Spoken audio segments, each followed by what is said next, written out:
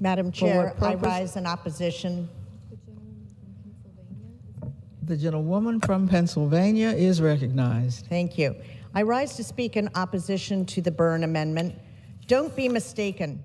This amendment is a clear attempt to undermine the fundamental objectives of the Paycheck Fairness Act, which are to end gender pay disparity by, in part, further clarifying congressional intent so that courts can no longer dismiss meritorious claims. The Paycheck Fairness Act fixes current employment discrimination and pay discrimination laws that have proven insufficient given that women still earn 80 cents on the dollar compared to similarly situated white men. And of course, the disparity for women of color is even greater. Under the current Equal Pay Act, an employer is not liable for gender pay disparity if the disparity is due to merit, seniority, quality of production, or, quote, a factor other than sex, end quote. Courts have interpreted the factor other than sex criteria so broadly that it frustrates the codified intent of the Equal Pay Act. For instance, some courts have found that the factor other than sex need not be business-related or even related to the particular job in question. Some courts have interpreted the factor other than sex defense to include market forces, or worse, accepted the argument that pay disparity can be explained by an employer's random decision. Those interpretations are nothing more than a lifesaver for pretextual discrimination. This amendment does the same thing. My Republican colleagues' suggestion that the Paycheck Fairness Act eliminates the factor other than sex defense is contradicted by the text of this bill. An employer may still raise a factor other than sex defense, provided that the factor other than sex be bona fide, job-related, and required by business necessity. This amendment's attempt to strike Section 3A3, which explains what constitutes a bona fide factor, is an attempt to create ambiguity so that courts continuing to interpret the Act's protection in a narrow way. This bill provides necessary clarity that this bona fide factor defense is only available when there is a real business necessity.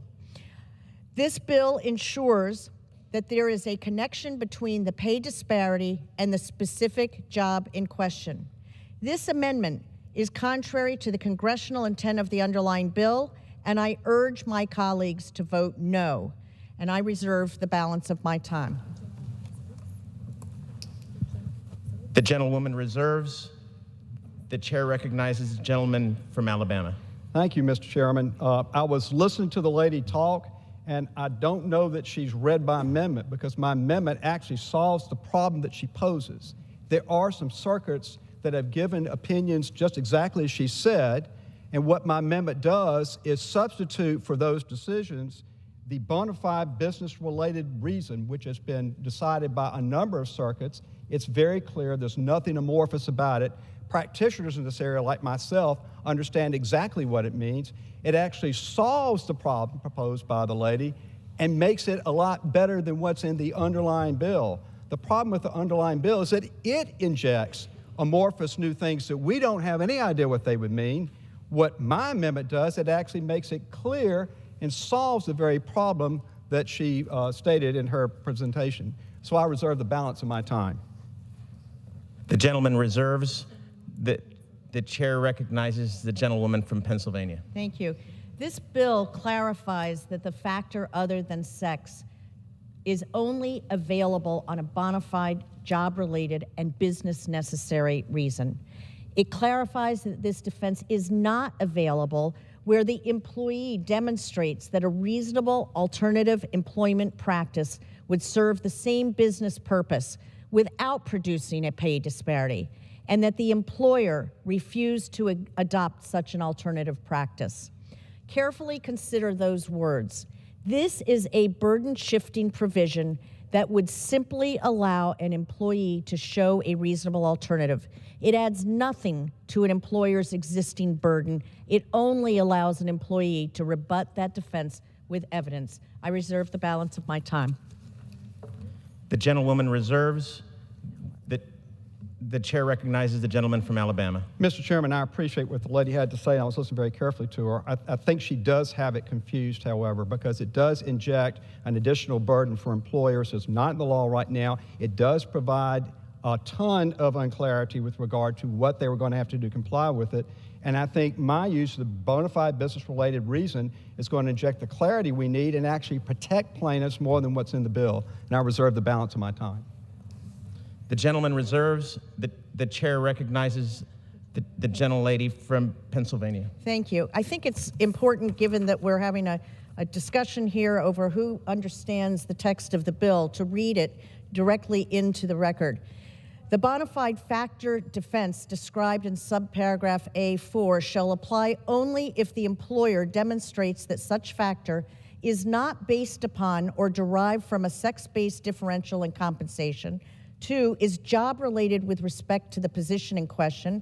3, is consistent with business necessity. And 4, accounts for the entire differential in compensation at issue. It's very clearly set forth in the text, and I would therefore continue to urge my colleagues to vote no on the Byrne Amendment. I reserve the balance of my time. The gentlelady reserves. The chair recognizes the gentleman from Alabama. Mr. Chairman, I have great respect for the lady. I don't think she understands what that language actually means and how it's actually been interpreted by the courts and how it may be totally misinterpreted against plaintiffs in these types of lawsuits. What my amendment does is actually strengthen the hand of parties that have a clear understanding of what they're trying to accomplish there, either the plaintiffs or the defendants. It's an improvement in the bill for plaintiffs and defendants. We should all be for this, not against it. I don't want to go tit for tat with her on everything, but I do think she misunderstands both the amendment, the underlying bill, and our reserve. Gentleman reserves. The chair recognizes the gentlelady from Pennsylvania. Thank you. I think it is my colleague from Alabama who is confused about the wording of this text. His amendment would specifically eliminate the wording that I just read into the record. The gentlelady reserves. I do. The chair Can I inquire recognizes how much the gentleman time I from have Alabama. left? How much time do I have left? Gentleman from Alabama has 2 minutes remaining. Well, I appreciate, once again, I heard what she read into the record. I've already read that. I understand exactly what it says. I think maybe I haven't made myself clear.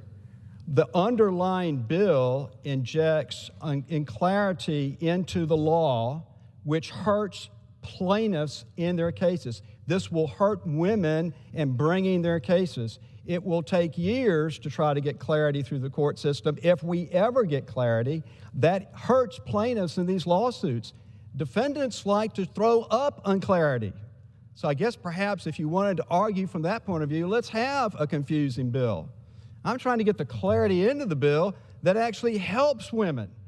And it's the irony of this whole proceeding that the bill that's supposed to help women, that they say is going to help women, hurts them.